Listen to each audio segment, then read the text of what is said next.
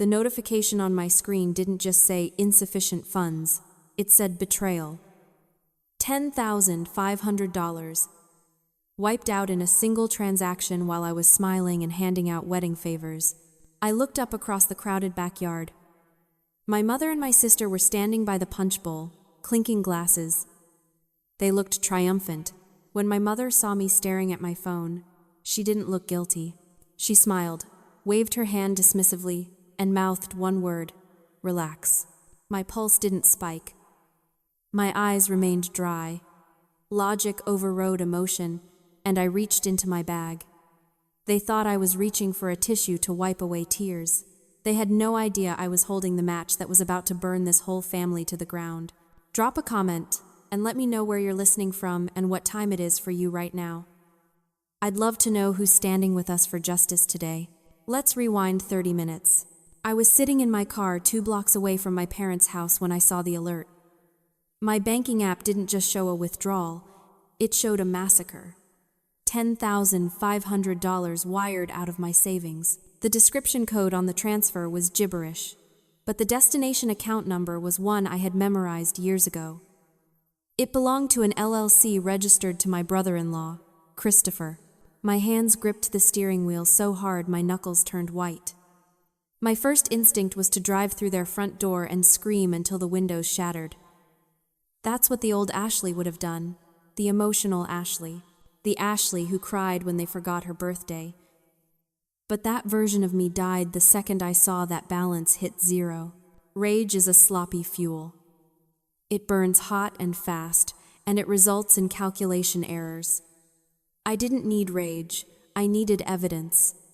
If I walked in there screaming, they would gaslight me, they would call me hysterical. They would tell the extended family I was having a breakdown, and by tomorrow, I would be the villain who ruined Tyler's wedding weekend. No. I needed a different approach. I needed to be the Trojan horse. I checked my reflection in the rearview mirror. My eyes were dry. My foundation was perfect. I practiced a smile.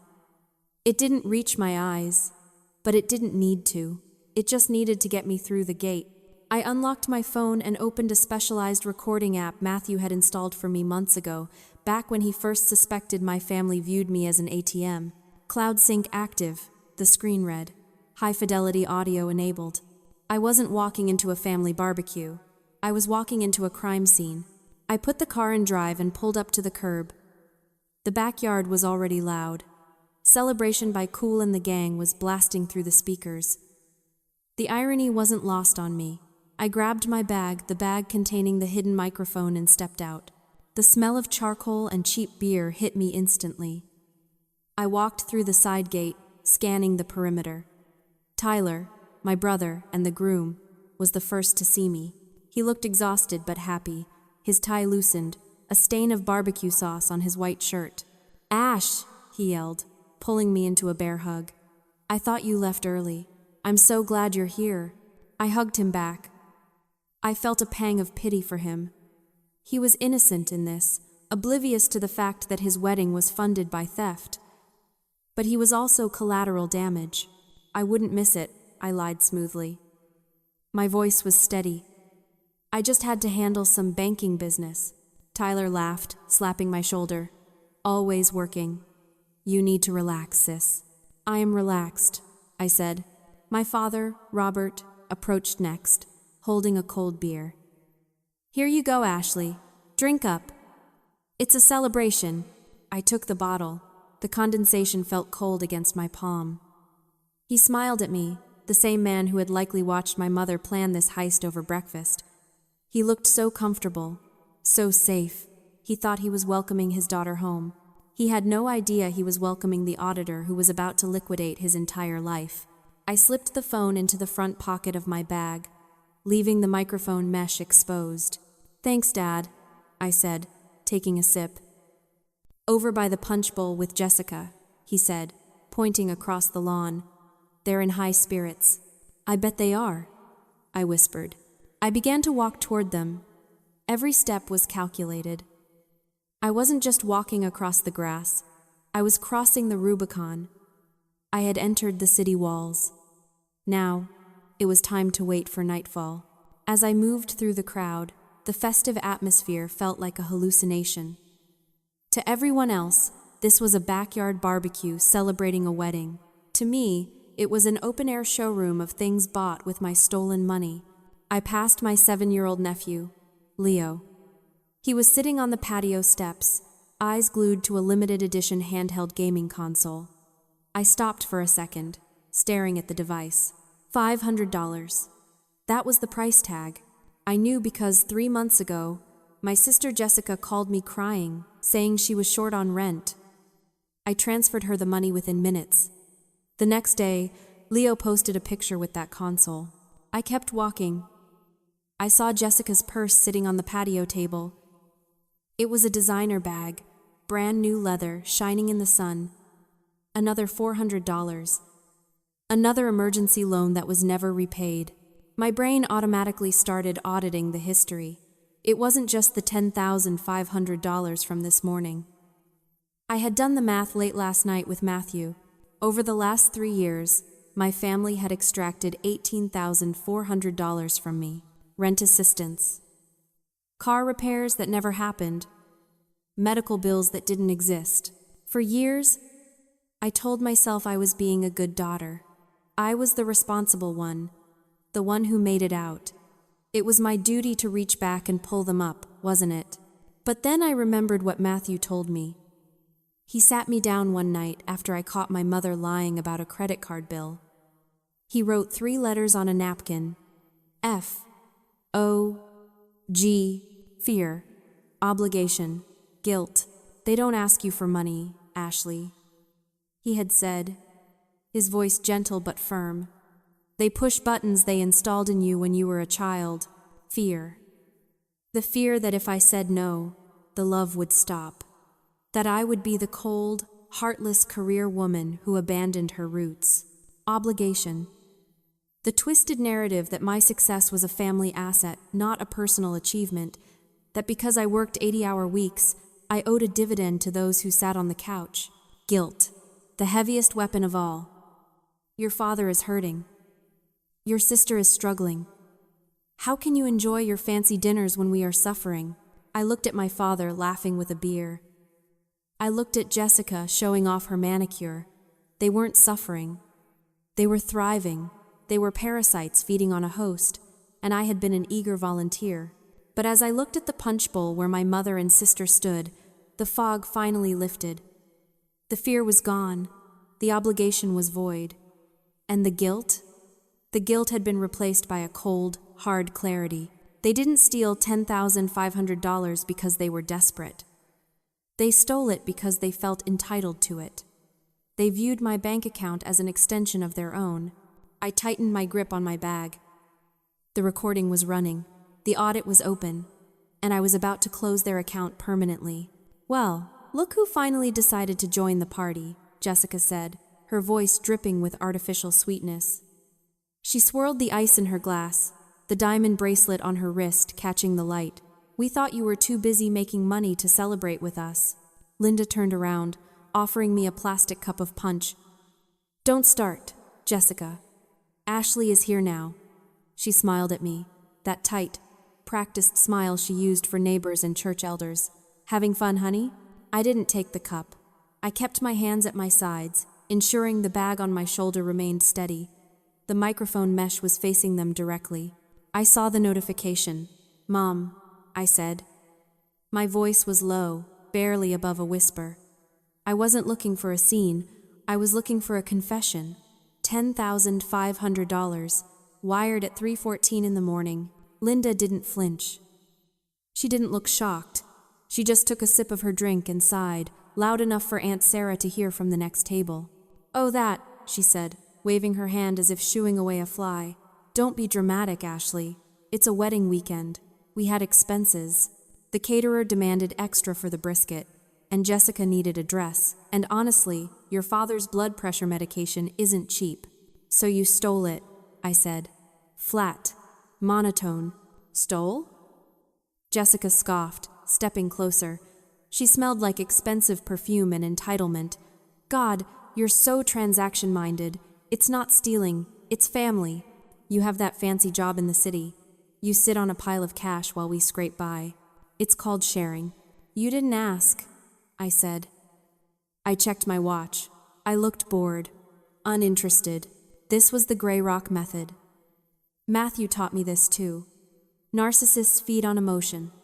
If I screamed, they would win. If I cried, they would win. But if I became as dull and unyielding as a gray rock, they would starve. And when they starve, they get careless. My lack of reaction infuriated Linda. Her smile dropped. She took a step toward me, raising her voice. Heads turned. "Stop looking at me like that," she snapped. "You think you're better than us? Because you went to college? Because you wear suits? You owe us, Ashley. Who raised you? Who put a roof over your head? You think that money is yours just because your name is on the account?" "Yes," I said simply. "I do." "You selfish little brat," Linda spat. She was loud now. People were watching. She wanted to shame me into submission. "You would ruin your brother's wedding over a few numbers on a screen? After everything we've done for you? You have no children. You have no responsibilities. You're just hoarding it. So you took it because you felt you deserved it," I stated. It wasn't a question.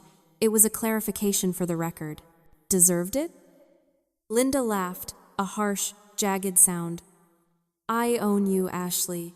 I made you. If I need money, I take it. That is how this family works. If you don't like it, you can leave. But don't you dare call it theft." I felt the phone in my bag vibrate against my hip. The audio levels had peaked, but the clarity was perfect. "I understand," I said, and I did. I understood perfectly. She had just admitted to authorized usage based on a delusional claim of ownership, but legally, she had just confessed to wire fraud.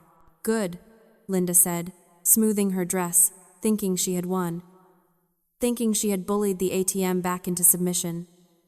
"Now, go get a plate and smile. Your aunt is watching." I turned away. "I will," I said. "I have one more thing to do first." Bypassing the buffet line, I zeroed in on the cooler where Christopher was pulling out another beer. He saw me coming and smirked. That arrogant tilt of the head that said he thought he was the smartest person in the room. "Hey, Ash," he said, popping the cap. "Hear you're having some banking trouble. Tough break. We need to talk," I said. "Now. Bring Linda." Something in my voice, the lack of emotion, the absolute flatness of it made his smirk falter. He glanced at Linda, who was holding court nearby. He whistled, and she came over, looking annoyed at being interrupted. I led them to the far corner of the patio, near the trellis where the music was softer. It was a strategic position. Less background noise. Higher fidelity for the microphone. "Make it quick, Ashley," Linda sighed. "I have guests." I squared my shoulders. I didn't slouch. I didn't fold my arms defensively. I stood the way I stood in boardroom presentations when I was about to dismantle a competitor's proposal. "I am not here to argue about feelings," I said. My voice was crisp, clinical. "I am here to clarify the transaction log for the record."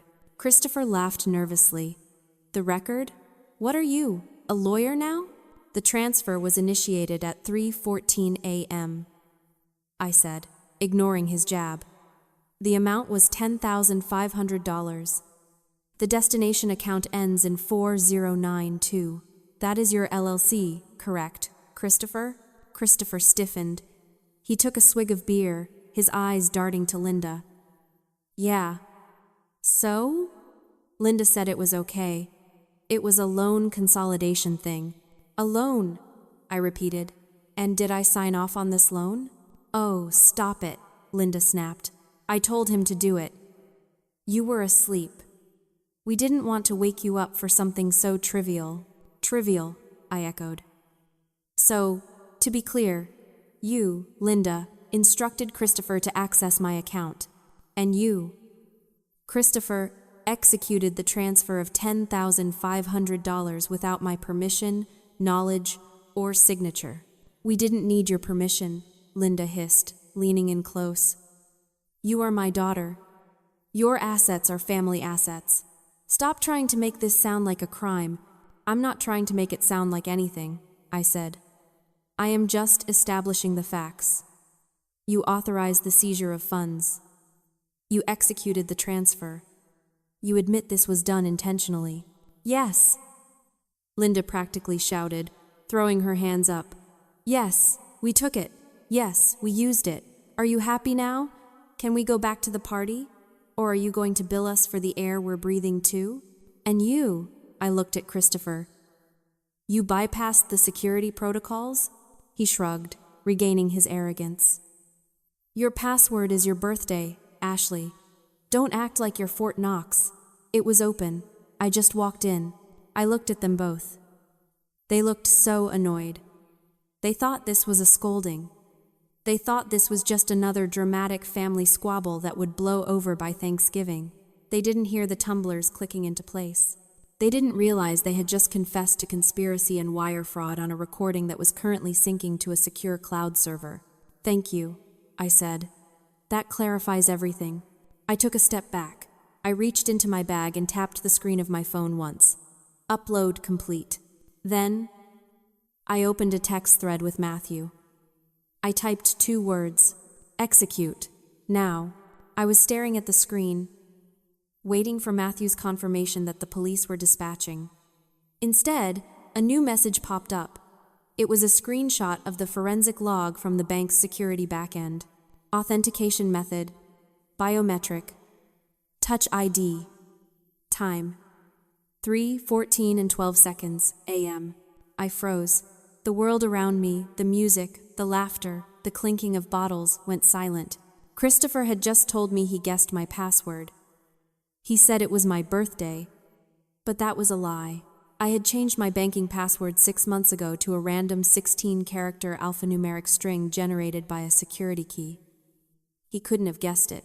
Even if he tried 1,000 times, he wouldn't have cracked it. He didn't crack it. He bypassed it. My eyes scanned the timestamp again. 3:14 a.m. Where was I at 3:14 a.m.? I was upstairs, in the guest bedroom of this house. I had stayed over to help with the final wedding prep. I was exhausted. I had passed out around midnight, deep in a heavy, dreamless sleep. The realization hit me with the force of a physical blow. It wasn't a realization. It was a wave of nausea. They didn't hack my phone. They didn't guess a code. One of them, Christopher, or maybe Linda, had crept into my room in the middle of the night. They had stood over my bed while I was unconscious. They had taken my phone from the nightstand, and then they had lifted my hand. They had pressed my thumb against the sensor to unlock the app. I looked at my own hand. The skin felt dirty. This wasn't just theft anymore. Theft is transactional. Theft is numbers moving from column A to column B. This was a violation. This was physical. They had invaded my privacy in the most vulnerable state a human being can be in sleep. They had used my body as a key to rob me. I looked up at Christopher. He was back by the cooler, laughing at something Tyler said. He looked so normal. But beneath that cheap suit and confident grin was a predator. Someone who could creep into a woman's bedroom in the dark, manipulate her unconscious body, and then drink a beer with her the next afternoon. A cold shiver went down my spine, sharper than the anger I had felt earlier. This was disgust. Visceral, primal disgust. I had been waiting for them to cross a line. I thought the line was the money. I was wrong. The money was just the symptom. The disease was this. They didn't see me as a person. They saw me as an object, a resource to be mined, a thumb to be pressed, a sleeper to be looted. The last microscopic thread of attachment I had to these people snapped. It didn't break. It incinerated. I looked at the message from Matthew again. Below the screenshot, he had added one line. Identity fraud. Aggravated. Police are 2 minutes out. I didn't feel fear anymore. I didn't feel hesitation. I felt the cold, mechanical click of a trap springing shut. I closed my eyes for a second, inhaling the scent of charcoal and betrayal. When I opened them, I wasn't Ashley the daughter, or Ashley the sister. I was the executioner. I walked back to the patio table where my bag was sitting. I picked up the microphone. "I know what you did," I whispered to the empty air, knowing the recording would catch it. "And now, everyone else will know too." We are back at the beginning. The moment Linda laughed and mouthed the word, "relax." The moment she thought she was untouchable. I reached into my bag. Linda rolled her eyes, expecting a tissue. Instead, I pulled out the phone with the external microphone attached. I set it gently on the picnic table between the punch bowl and the potato salad. The recording light was still pulsing a steady, lethal red. "What is that?" Linda asked, her smile faltering for the first time. "Evidence," I said. I looked at the screen. Matthew had sent one final thumbs-up emoji. "I already did," I said, answering her earlier taunt about calling the police. "Matthew, send them in." The sound that followed wasn't a knock. It was the crash of the side gate being forced open. The heavy wood splintered against the latch. The music celebration was still playing, but nobody was dancing anymore. Uniformed officers poured into the backyard. They didn't look like party guests. They looked like gravity, undeniable and heavy. "Christopher Walker?" the lead officer barked. Christopher dropped his beer. The bottle shattered on the patio stones, foaming over his expensive loafers. That's me. You are under arrest for identity theft, wire fraud, and unauthorized access to a computer system." The silence was absolute. Then, the screaming started. "What is going on?" Linda shrieked, rushing toward the officers. "This is a wedding! You can't be here! Ashley, tell them to leave!" She turned to me, her eyes wide with panic. The arrogance was gone. The gaslighting was gone. All that was left was desperation. "Ashley, do something. He's your brother-in-law." I looked at her. I didn't blink. "I can't do anything, Mom. It's out of my hands. It's in the hands of the state prosecutor now." "You did this!" she screamed, lunging at me before an officer stepped between us. "You traitor! You ruined this family." "No," I said, my voice cutting through the chaos like a scalpel. "I didn't ruin it. I just exposed it." They handcuffed Christopher. They read Linda her rights as a co-conspirator. As they led them out through the broken gate, past the shocked faces of aunts and cousins, I didn't look away. I watched every second of it. I watched the consequences finally arrive. It's been 3 months since the barbecue. The fallout was total. Christopher took a plea deal to avoid a long prison sentence, but he has a felony record now. He lost his job, his license, and his future. My parents' house, the house where they stole my fingerprint while I slept, is currently listed for foreclosure. They couldn't pay the legal fees and the mortgage without my contributions. I didn't visit them. I didn't answer the jail calls. I didn't open the letters begging for money. I am sitting by a lake now. The water is calm. Matthew is sitting next to me, reading a book. It's quiet. For the first time in 29 years, the noise in my head has stopped. I take out my phone. I open my contacts list. I scroll down to the group labeled Family. Linda, Dad, Jessica, Christopher. I press Edit. I scroll to the bottom. My thumb hovers over the red text. Delete group. I press it. The names vanish. The screen is empty. My bank account is safe. And I am finally, truly, free. If you believe that family is defined by respect, not blood, share this story. And tell me in the comments, what is one boundary you need to set today?